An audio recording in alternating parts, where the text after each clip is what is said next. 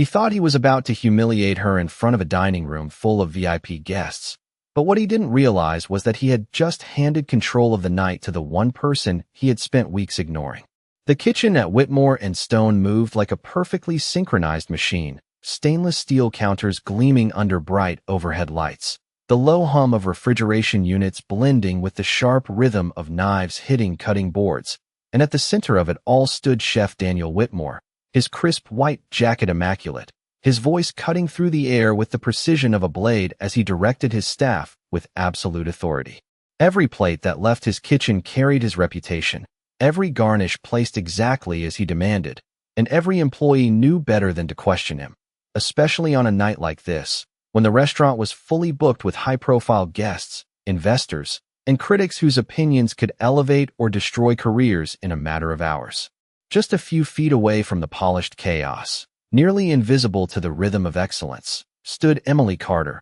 her presence so quiet it was almost deliberate, her simple gray uniform blending into the background as she methodically arranged stacks of clean dishes, her movements efficient, practiced, and unnoticed by most of the staff who had long since categorized her as just another support worker, someone who existed on the edges of the operation, useful but insignificant. Her hair was tied back in a modest ponytail, her posture relaxed but attentive, and her eyes, though often lowered, carried a calm awareness that never quite matched the assumptions made about her. "Emily, those plates should have been out 5 minutes ago," one of the line cooks snapped without even looking at her, his tone sharp with stress, and she simply nodded, adjusting the stack and moving with quiet speed, offering no argument, no defense, only compliance, as if she had learned long ago that silence was more powerful than explanation. Across the room, Chef Whitmore caught a glimpse of her and frowned, not because she had made a mistake, but because her presence irritated him in a way he couldn't quite articulate, perhaps because she didn't react like the others, didn't rush to impress him, didn't seem intimidated by his authority, and in a kitchen built on hierarchy and pressure, that kind of calm felt almost like defiance. He turned back to his team just as a server rushed in, slightly breathless, announcing that one of the VIP guests had made a special request, something complex, something not on the menu, and for a brief moment, the room hesitated, the kind of hesitation that only appeared when even the best trained professionals felt uncertain. Whitmore's jaw tightened, his pride unwilling to allow even a second of doubt to linger in front of his staff, and that was when his eyes shifted again, landing on Emily, standing quietly at the edge of the room, unnoticed by everyone else. A slow, deliberate smile formed at the corner of his mouth, not one of kindness, but of opportunity, the kind that comes when a man believes he has found the perfect stage for a lesson. "You," he said, his voice cutting cleanly through the noise, and the room seemed to pause just enough for everyone to follow his gaze. Emily looked up, her expression neutral, her eyes steady, and for a moment, there was nothing but the soft hum of the kitchen filling the space between them. "Let's see what you can do," Whitmore continued, his tone laced with quiet amusement, already imagining the outcome, already certain of the humiliation that would follow. And as the staff exchanged glances and a few suppressed smirks, the air shifted, tension curling through the room like heat rising from an open flame, because whether they admitted it or not, everyone understood exactly what was about to happen, or at least, they thought they did. The first cut was so clean that no one noticed it at first, the blade gliding through the shallots with a quiet precision that did not match the expectations hanging over her. And for a moment, the only sound was the soft, rhythmic tap against the cutting board, steady, controlled,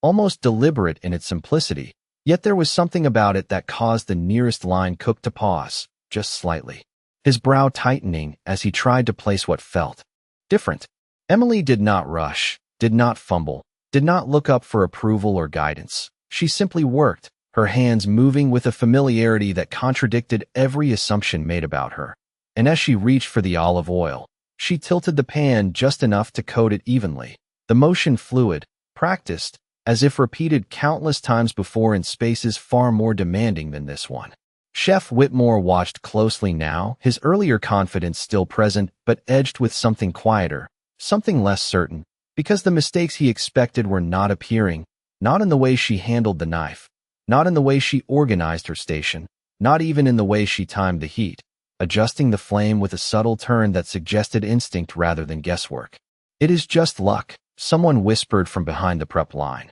though the words carried less conviction than before, and another responded with a shrug, unwilling to admit what they were beginning to notice. Emily moved to the proteins next, selecting the cut with a brief glance, her fingers pressing lightly against the surface as if reading something beneath it, and then she began to prepare it with a calm focus that seemed to narrow the world around her, shutting out the murmurs, the glances, the quiet skepticism that still lingered in the air. The clock above the pass ticked forward, each second amplifying the tension, because what had begun as a spectacle was slowly transforming into something else, something that no one had planned for. And as the aroma of butter meeting heat rose gently from the pan, it carried with it a shift in atmosphere, subtle but undeniable, drawing attention not through error, but through precision. Whitmore stepped closer without realizing it, his arms no longer folded, his posture leaning in slightly, as if pulled by curiosity he had not intended to feel, and his eyes tracked every movement now, searching for the flaw that would restore the balance he had expected. But instead of hesitation, there was timing, exact and measured, the kind that could not be faked, the kind that came from experience rather than instruction, and when Emily added the herbs, she did so. Without looking, her hand moving with quiet confidence, her focus fixed on the pan as if she were listening to it rather than watching it. A server passing through slowed again, this time not out of curiosity, but out of something closer to confusion, her eyes lingering on the station longer than necessary before she continued on, and one of the junior cooks lowered his voice, almost involuntarily, as if speaking too loudly might disrupt whatever was unfolding. "That is not beginner technique," he said under his breath, and no one argued. The room did not go silent, not completely, but the noise changed, softened, controlled, as if the kitchen itself was adjusting to a rhythm it had not expected, and for the first time, the smirks had disappeared, replaced by something more cautious, something more attentive. Emily reached for the plating surface next, wiping it clean with a folded cloth, her movements precise, intentional, and as she began to assemble the dish, each component found its place with a balance that felt instinctive, not forced, the kind of composition that spoke without explanation. Whitmore's expression shifted almost imperceptibly, the certainty in his gaze giving way to a flicker of recognition he was not ready to acknowledge, because deep down, beneath the layers of pride and control, he was beginning to understand something he had not anticipated, something that made the air feel heavier, the moment more fragile, as if the outcome he had been so sure of was quietly unraveling in front of him, one perfect movement at a time. The final movements came without hesitation, each step flowing into the next with a quiet authority that no longer needed to prove itself. And as Emily lifted the pan from the heat, the faint sizzle softened into a controlled whisper, the kind of sound that signaled precision rather than chance. And for a brief moment, even the ticking clock above the pass seemed to fade into the background as the kitchen's attention narrowed completely onto her station. She plated with intention, not decoration for the sake of appearance, but balance, structure, restraint, every element placed as if it belonged there long before anyone in the room had begun watching, and when she finished, she stepped back just slightly, not seeking approval, not announcing completion, simply allowing the dish to exist on its own merit. "Time," someone murmured near the line, though it sounded less like a command and more like a realization, because what had started as a countdown had quietly transformed into something no one had expected to reach this point. Chef Whitmore did not speak immediately, and that silence, heavy and deliberate, carried more weight than any critique he could have delivered, because for the first time that night, he was not in control of the narrative unfolding in his own kitchen. He stepped forward slowly, his gaze fixed on the plate, analyzing, searching, dissecting every detail with the trained eye of someone who had built his reputation on perfection. And yet, the longer he looked, the less he found to challenge, the less he found to dismiss. The garnish was not excessive, the sauce was not careless, the composition was not accidental, it was measured, intentional, refined in a way that could not be taught in a moment, could not be improvised under pressure, and as he leaned in slightly, catching the aroma rising subtly from the plate, something shifted behind his expression, something that replaced certainty with recognition he was not prepared to voice. Around him, the staff had gone still, not entirely silent, but restrained, as if even their movements might disrupt whatever realization was beginning to take shape, and the earlier smirks had long since disappeared, replaced by an attentive stillness that bordered on disbelief. "Serve it," Whitmore said finally, his voice lower now, controlled, but lacking the sharp edge it had carried before, and the server stepped forward carefully, almost cautiously, as if handling something more significant than a simple dish, her eyes flicking briefly toward Emily before she turned and moved toward the dining room. The moment the plate left the pass, the kitchen did not return to its usual rhythm, not immediately, because something had changed, something subtle but undeniable, and even those who tried to resume their tasks found themselves glancing back, waiting, listening for what would come next. Whitmore remained where he stood, his gaze lingering on the empty space where the plate had been, his thoughts moving faster than his expression revealed, replaying each movement he had witnessed, each detail that did not align with the version of reality he had expected to confirm. "Where did you learn that?" he asked without looking at her,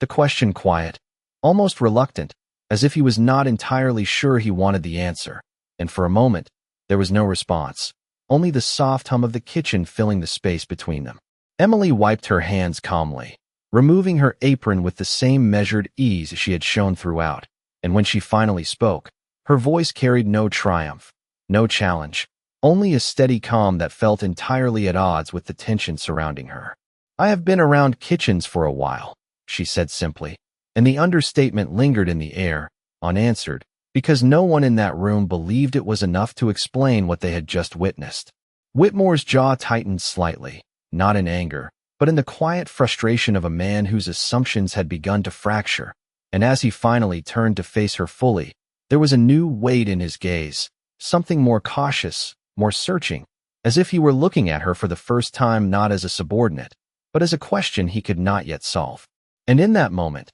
the balance of the room shifted again, not loudly, not dramatically, but enough for everyone to feel it, because the certainty that had once defined the space had been replaced by something far more unsettling. The realization that the person they had dismissed without a second thought might have been the one who understood the game better than anyone else in the room. The minutes that followed did not return to normal, not in the way the kitchen was used to, because even as new orders were called and plates were assembled, something lingered beneath the surface, a quiet tension that refused to settle, as if everyone was waiting for confirmation of what they had just witnessed but could not yet fully accept. Chef Whitmore moved again, issuing instructions, adjusting plates, correcting minor details, but there was a subtle difference now, a fraction of hesitation in his tone, a slight delay in his reactions, as though part of his attention remained fixed on something he could not quite reconcile. Across the room, Emily had already stepped back into the rhythm of her usual duties, stacking dishes,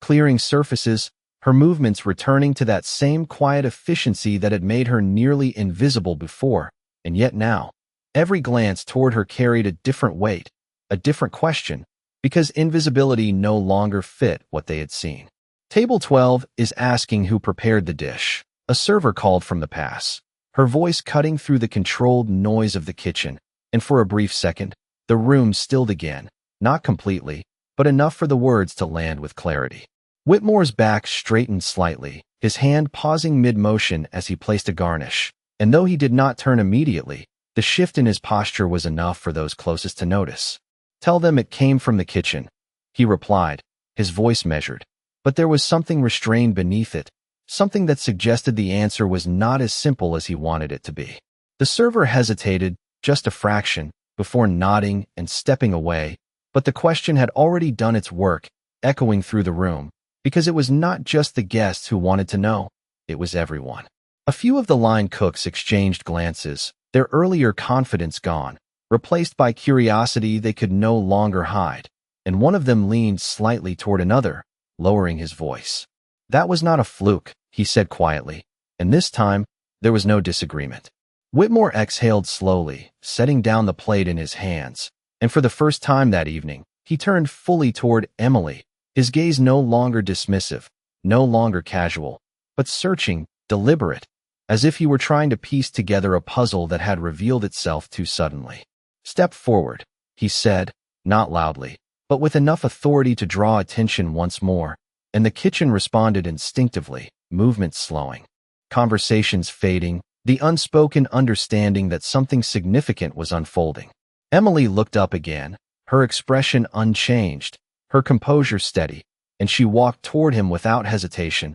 her steps measured, her posture relaxed, as if the weight of the moment did not belong to her at all. When she stopped a few feet away, the space between them felt different now, no longer defined by hierarchy alone, but by uncertainty, by the quiet realization that the roles they had assumed might not be as fixed as they believed. Whitmore studied her for a moment, longer than before, his eyes tracing details he had overlooked, the steadiness in her gaze, the absence of defensiveness, the calm that did not match someone who had just been placed under pressure in front of an entire kitchen. "You said you have been around kitchens," he began, his tone controlled, but the question behind it unmistakable. That is not something someone picks up casually.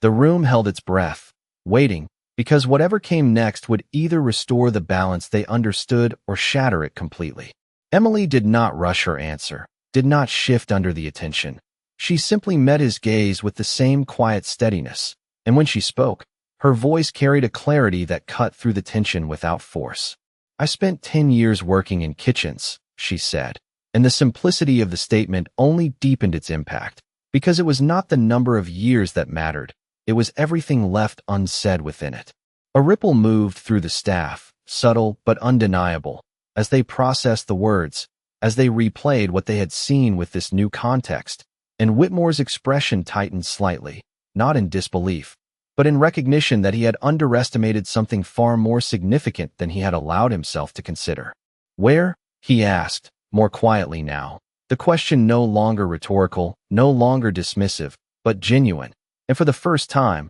the answer carried a weight that shifted the entire room, not through volume, but through meaning. Emily held his gaze for just a moment longer before responding, and in that brief pause, the kitchen seemed to lean in, as if instinctively aware that whatever she was about to say would change everything they thought they knew about her, and perhaps about themselves as well. Emily did not raise her voice, did not shift her posture, and did not attempt to command the room. Yet when she finally answered, it carried a quiet weight that seemed to settle over every surface in the kitchen, as if even the stainless steel counters were listening. "Chicago," she said simply, her tone even, her eyes steady on Whitmore, and for a moment, the word alone did not fully land, because Chicago was filled with restaurants, with kitchens, with chefs at every level, and the ambiguity left space for doubt to linger. Whitmore narrowed his eyes slightly, his mind already searching through possibilities, trying to categorize,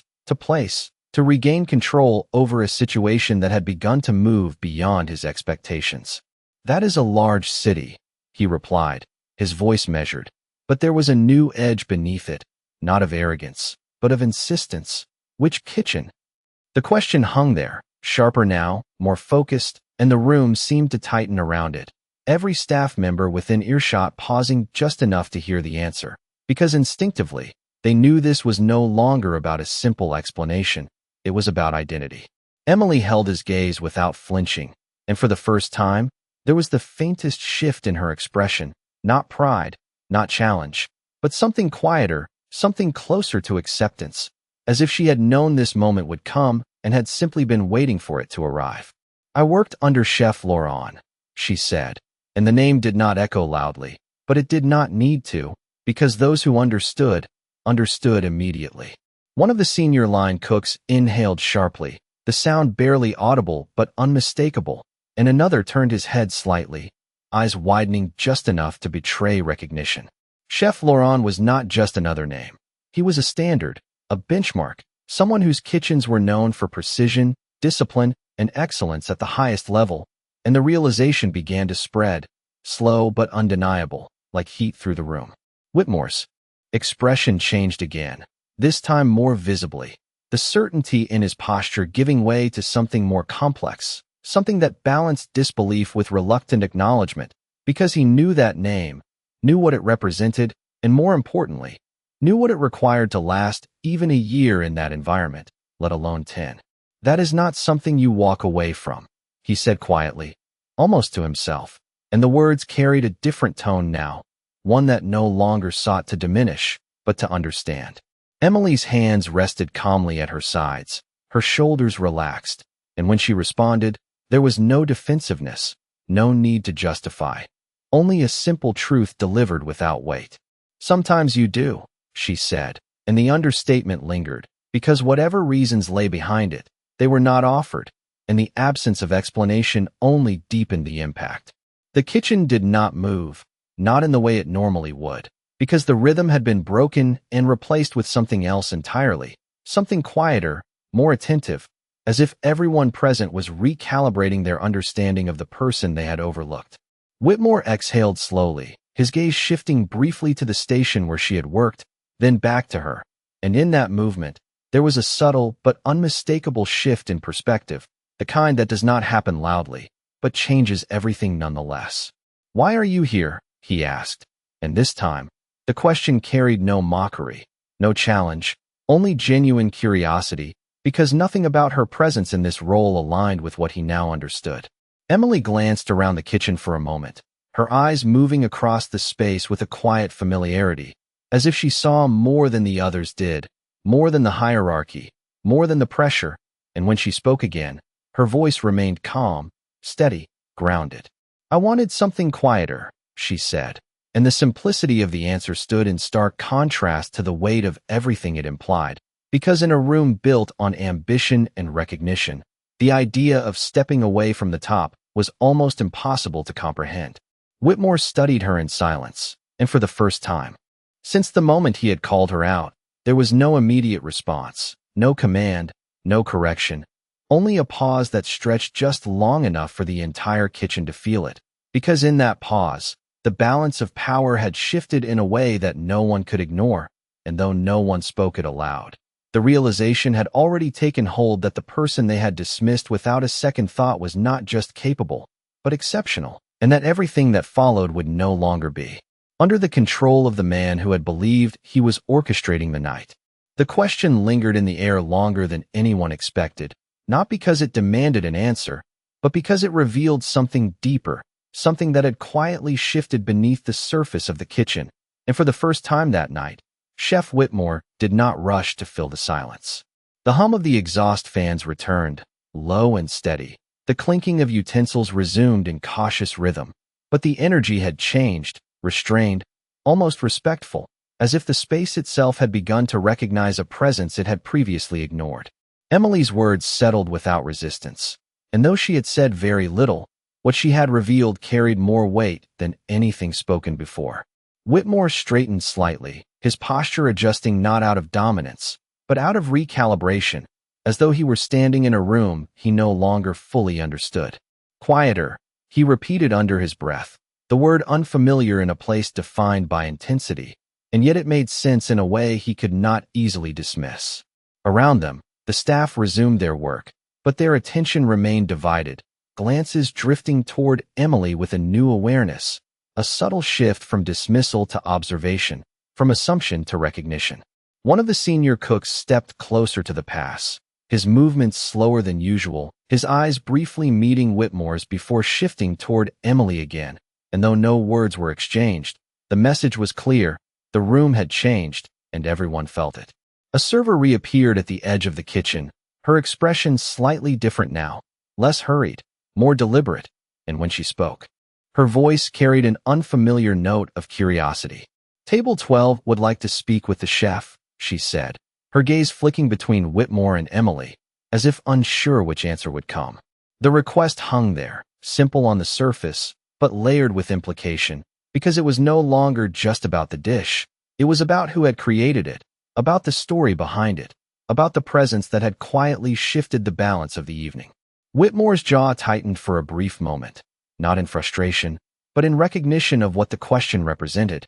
and as he looked toward Emily, there was no longer any trace of the earlier amusement, only a measured consideration, as if weighing a decision that carried more significance than he had anticipated. "You should go," he said finally, his voice calm, controlled, but undeniably different, and the words themselves seemed to ripple through the kitchen, drawing attention once more, because this was not an order given lightly, and certainly not to someone he had dismissed only moments before. Emily did not react with surprise, did not hesitate. She simply nodded once, the same quiet acknowledgement she had given earlier, and stepped toward the pass with steady composure, her movements unchanged, her presence still grounded in that same calm that had unsettled the room from the beginning. As she moved through the kitchen, the space parted subtly, not dramatically, but enough to be felt, enough to signal that something had shifted in how she was seen, and though no one spoke, the silence carried a different tone now,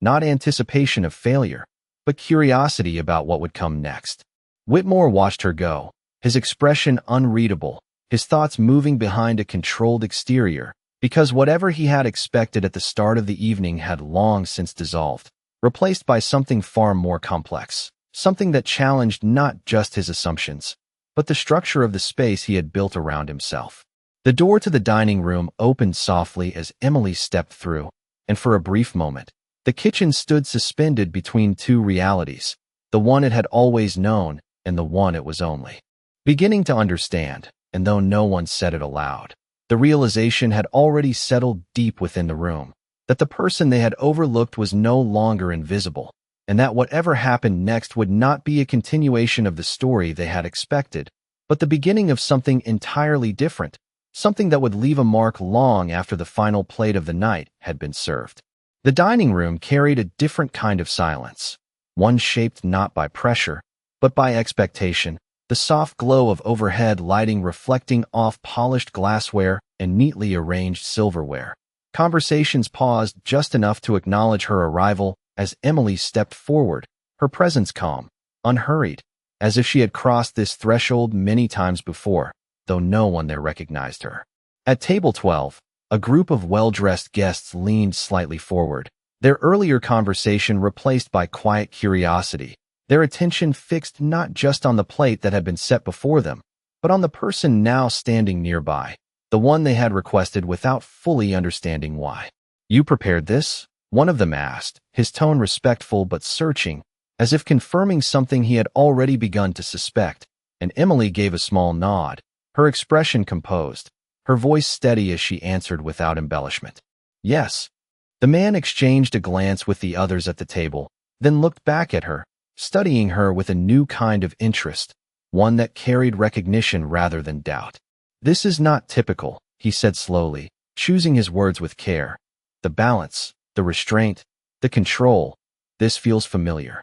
The statement lingered, and for a brief moment, the surrounding tables seemed to quiet as well, drawn subtly into the gravity of the exchange, because something about the tone, about the certainty behind it, suggested this was no ordinary compliment. Emily remained still, her hands relaxed at her sides, offering no immediate response, allowing the observation to stand on its own, and in that silence, the man's expression shifted, his eyes narrowing slightly as memory aligned with realization. "I have had a dish like this before," he continued, his voice lower now, more certain. "In Chicago, years ago, at Lauren's kitchen."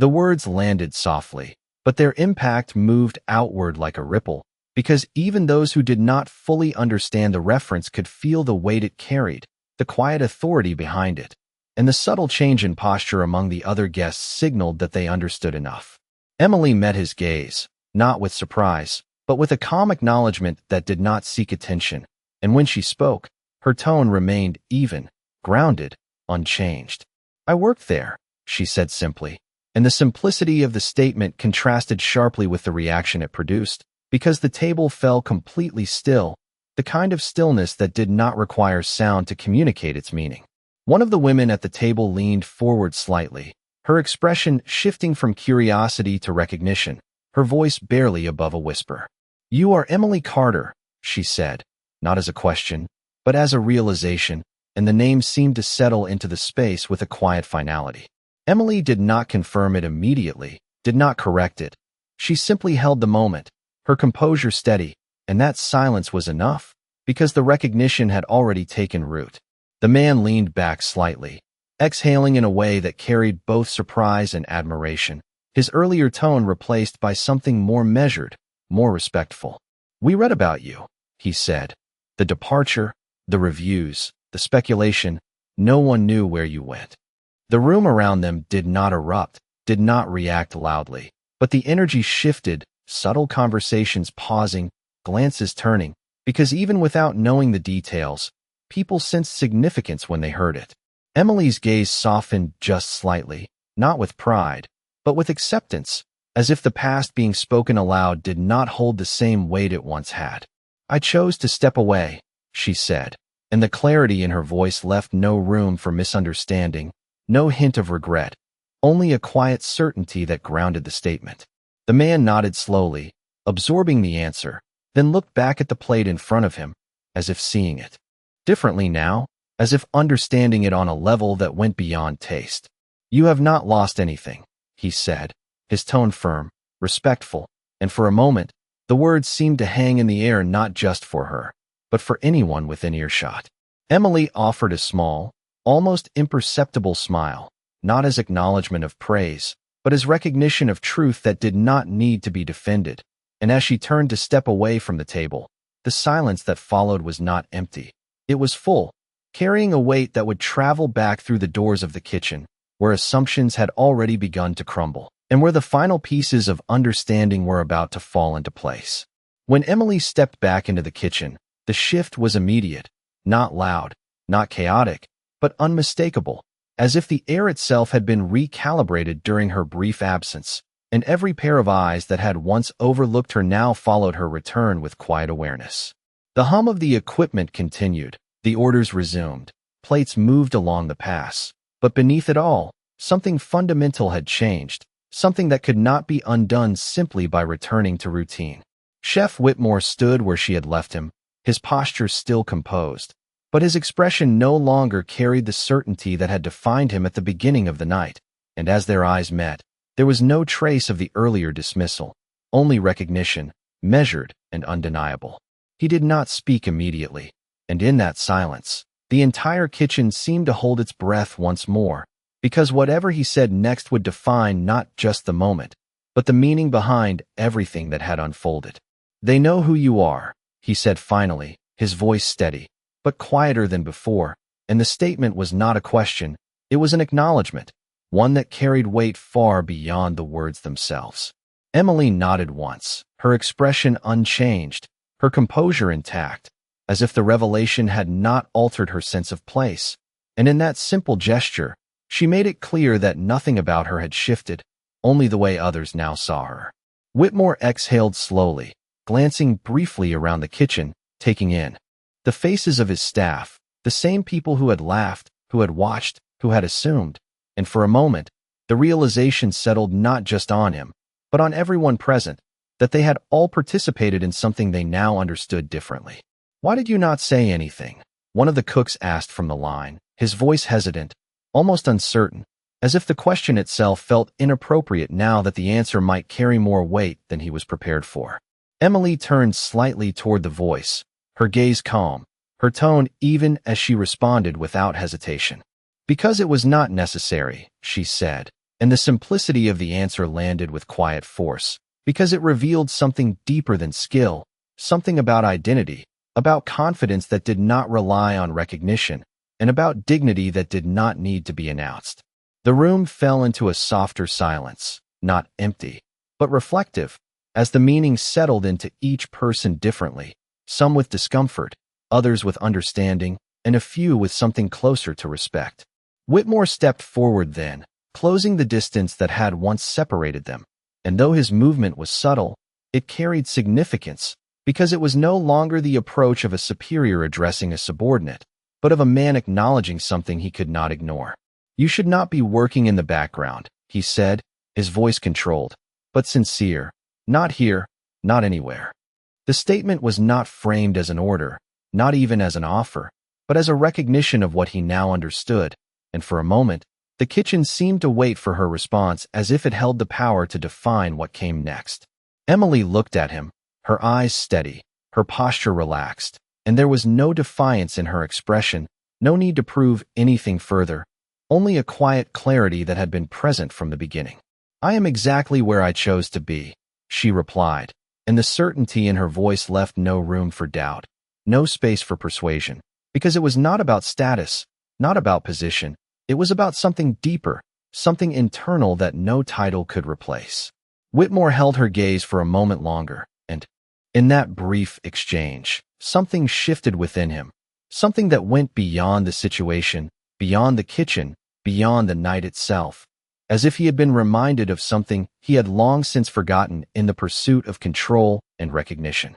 He nodded once, a small, deliberate gesture, not of authority, but of respect, and as he stepped back, the room seemed to settle into a new understanding, one that did not need to be spoken aloud. The kitchen resumed its rhythm, but it was no longer the same rhythm as before, because every movement now carried the quiet memory of what had unfolded, of assumptions challenged, of dignity revealed without force, and of a presence that had never needed validation to be real. And as the night continued, as plates moved and voices rose and fell, there was one truth that remained, steady and unshaken beneath it all, that respect is not granted by position, and it is not demanded by volume. It is recognized in moments when the world is forced to pause, to look again, and to finally see what was there all along.